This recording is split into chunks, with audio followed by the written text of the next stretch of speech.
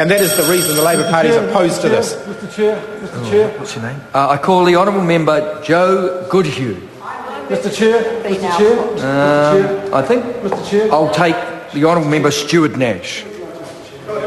Mr Chair, as someone who sat on the Finance and Expenditure Select Committee that reviewed this tax bill, there's a lot of good stuff in here.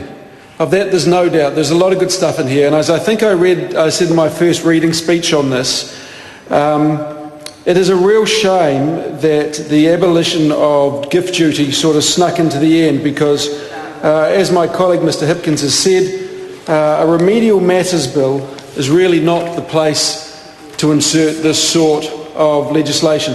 And Mr Chair, what we've got in front of us, we've got a bill that runs to about 128 pages.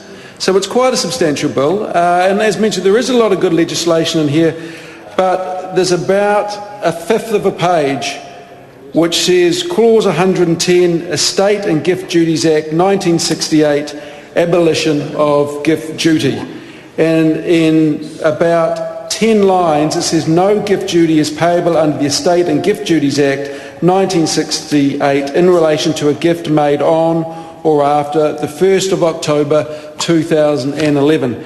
And Mr Chair, with those 2 lines, what it does is it removes a tax that has been in place for a very, very long time.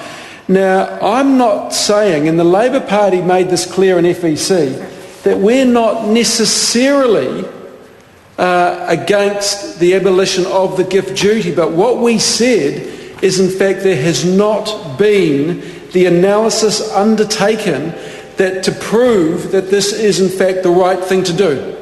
I mean, I acknowledge that it was only collecting about $2 million a year, and I also acknowledge that in fact it was costing the IRD over $70 million a year. So on the surface there appears to be a little bit of discrepancy around that. But we had a lot of submitters come into FEC to say, hold a second, this has not undertaken a rigorous analysis to check that the unintended consequences of removing gift duty will not be dire for the country. There are a whole lot of unintended consequences, and let me just list a couple of removing gift duty, Mr Chair. The first one is the hiding of matrimonial property. Now, when we quizzed the IRD about this in the Select Committee, they said, well, it's been looked at by another agency and we think it should be fine, but what we will do is take a look at it a couple of years down the track just to make sure that it's working. Well, that's simply not good enough. It's simply not good enough.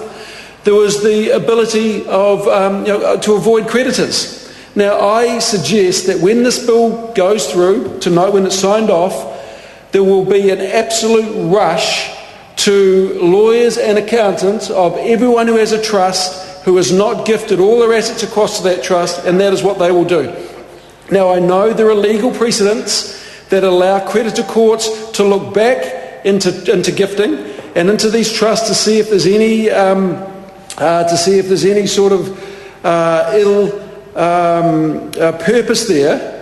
But I suspect that every single person that is in business at the moment that has not completed their gifting program will do this in the knowledge that if everything's working well at the moment, but it turns to custard in 2 years' time, they will be fine. And the thing that concerns me about this bill, about the removal of gift duty in Part 3, Mr Chair, is in fact there is going to be a hell of a lot of legislation and precedent set. This will be decided through the courts. This will be decided through the courts, Mr Chair, because the law is not strong enough and there is too many holes.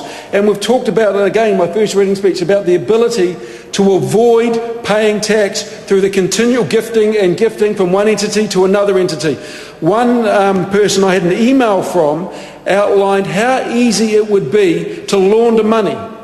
Now, I suspect, Mr Chair, I do suspect that the vast majority of people that are going to take advantage of this are good, law-abiding New Zealand citizens.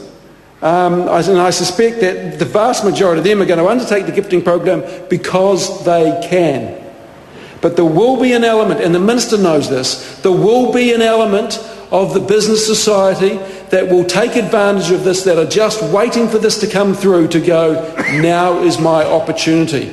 and they will grab that opportunity with both hands, and there will be tax avoidance as part of this. Even Mr. Chair, the Association of Trustees, or whatever they were called, said they believed there was a significant amount of trust that in fact had not met the legal requirements. They hadn't had, Mr. Chair.